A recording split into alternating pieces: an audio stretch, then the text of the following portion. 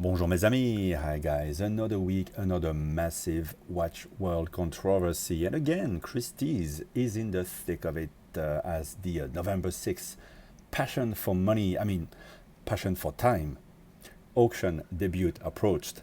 The auctioneer realized most lots had no registered bids, and the room was full of people ready to grab one of the 113 watches for a dance. To everyone's confusion, they delayed the start of the auction, and it's been told that behind closed doors, Christie's were furiously scrambling to secure a buyer for the whole lot in order to deliver on their commitment to the seller, Mohammed Zaman, who is an Omani businessman active in murders and executions.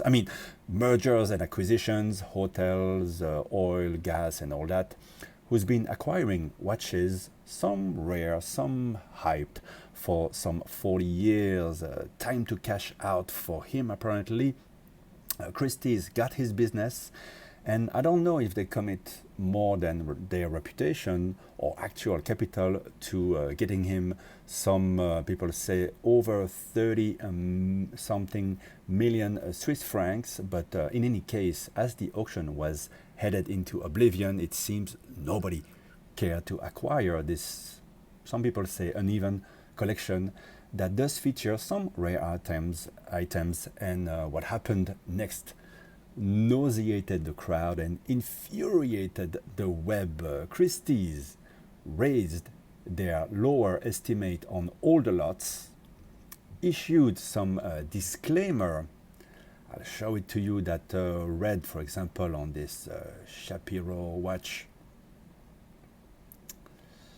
Please note that the estimate for this lot has now changed. So that we're talking here, we're like 40-50 minutes after the normal start of the auction. Please note that this lot is now subject to a minimum price guarantee, which has been financed through a third party and who may be receiving a fee. I'm sure the lawyers really wrote that one carefully. Please see the conditions of sale for further information. And by the way, conditions of sale do mention that Christie's doesn't guarantee the watches are working or are all original. So I doubt that they would guarantee anything at all or on anything. But there you go. All the lots had this disclaimer. Let's check out this Grönefeld. And there you go. And then you will see that the estimate, people saw live that the low estimate was pumped because they realized it would not meet what they were hoping for the seller. And then the price realized that you see here is just 26% above the lower estimate. So it is the buyer's premium, which I'm guessing nobody is actually paying, and Christie's is going to forego all their profit on this disaster, which comes on the back of really bad auction in Dubai, where many lots were left unsold, which is toxic in the auction environment. If something doesn't sell, it means it's unsellable for a while because it's very public. Of course, auctioneers love to show their big records, but when it goes the wrong way, it's really bad for the sellers. Now it gets worse because as the events unfolded, most of these lots that you see here that sold for the first bid were sold to one single paddle 1013. So expect loads of memes on that magic paddle. Now you know what they will mean. We can only assume that the buyer is the seller himself, because if it was connected to Christie's, it would be illegal. Maybe the buyer is someone getting a bulk price, indeed agreed with the seller, who was apparently, some people say, calling all his collector friends in the Emirates and whatnot. Surely a billionaire could have bailed him out from humiliation. Maybe it's a dealer, maybe it's the watchbox or the new name, the 1816 company, but I know the watchbox, they would probably only bid for half the price that you see there. Maybe it's a collector who's not in a hurry to get rid of his watches before the market drops another 50%. Because when you look at the prices, and I was looking for watches that I have kind of been following.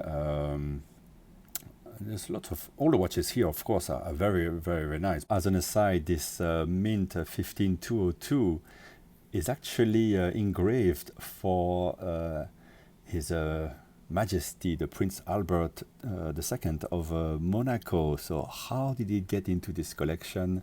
I can only let you guess why Albert would need to sell this watch, or maybe he never got to keep it. Maybe it was not acceptable as a gift or something. And but this one as well, apparently nobody cares for his name engraved on the watch. It didn't bring any special value to it, or at least not the value that was hoped for. Yeah, maybe you can reach out directly to Rémi here, Rémi Guillemin, who's responsible for this auction. I actually met him briefly at Christie's here. I wonder how he's feeling about all this. You know, these auctions, when you go to these auction rooms, everything is holier than thou, and it seems like they're doing God's work, dressed in fine suits and talking smoothly to buyers. But really, they're not even doing the same work that dealers are providing. They provide no guarantee, as I said, that the watch are genuine or in good working condition. So they take 26% for basically organizing the event. So let's tune down a bit the reverence that we have, that we're supposed to have apparently for these auction houses. Let me grab a you see there's a lot of 4-digit Rolex, same thing, bogus price, bogus sale, which goes to show that all the big collectors probably have one or two of these already in their collections. These look very nice though. But here you have in the middle the Marlon Brando watch from Apocalypse Now. Is this real price? 4.5 million. This is quite different from here, obviously. Okay, Tiffany signed, but 5711. Now let's look at this the slot here, 2058 in the middle. The 5270p, you know, they were 1.2 million Hong Kong dollar, and then now dealers won quite a lot more, 1.6, 1.7, but here the estimate and the realized price again goes to that paddle 1013 bogus sale. It's much lower than that. So a viewer was just asking me what he thinks between this one and with the green dial and another one. No, this one with the salmon dial and the one with the green dial. I would say, you know, man, I'll go for 5970. I think that you can't trust the market right now. You can't trust what you see on Chrono24, on the dealer's website. They all have big interest in keeping the fantasy going. If there was a real auction, and this was the chance to see a real auction, you would have known, but we will never know what is the real price. I miss the early days of eBay when the site was an actual auction site, and you would know at all times what the real market was without embedded fees and dealer trickery. A few lots did sell above the bogus low estimates, as I said. You can browse yourself. I noticed some APs and the Marlon Brando watch. But what this indicates is first and foremost for you guys that the market is exhausted, that if an auctioneer can blatantly stage a bogus sale just for the record, then you can imagine how many paddles were bogus when the market was hot, just to push prices higher. You can imagine what this indicates for the appetite for the upcoming Hong Kong auction by Christie's of the famous Oak collection, the first part of it coming on the back of a lot of unsold lots at the Dubai auction as well. So don't feel bad though for anyone involved. Most are ultra wealthy, and the owner of Christie's himself weighs in at 30 billion.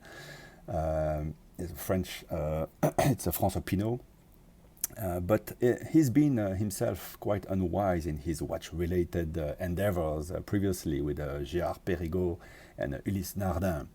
So Zaman himself probably would still have netted millions on all these watches. He's been collecting for 40 years, right? So I'm sure he would still have, at the low estimates, netted millions, but there you go. This didn't go as planned. Here we have the rarer lots, but again, everything is tainted, and this is, I think, every week we think is the last straw after the only watch thing. That's a whole other story, but there you go. This is the situation. Let me know what you know about this auction in the comments. I've seen articles on the web, people commenting on social media.